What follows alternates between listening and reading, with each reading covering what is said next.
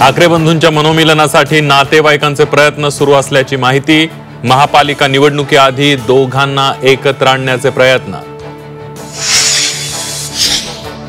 लाडकी बहीण योजनेमुळे राज्य संकटात, शिवसेना आमदार संजय गायकवाडांचं विधान। लाडकी बहीण योजनेचा विकास कामांवर देखील परिणाम झाल्याचं वक्तव्य।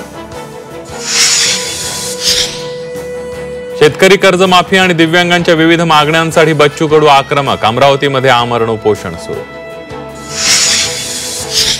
रायगडावरील धनगर कुटुंबांमागे गड सोडण्यासाठी तगादा।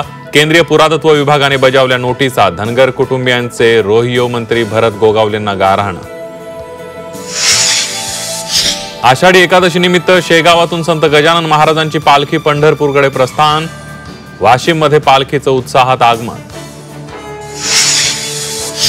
नाशिक शहरातही कोयता गँगची दहशत। पंचवटीत 10 ते 15 जणांच्या टोळक्याचा धुडगूस। टोळक्याकडून पंचवटीत अनेक घरांवर हल्ला।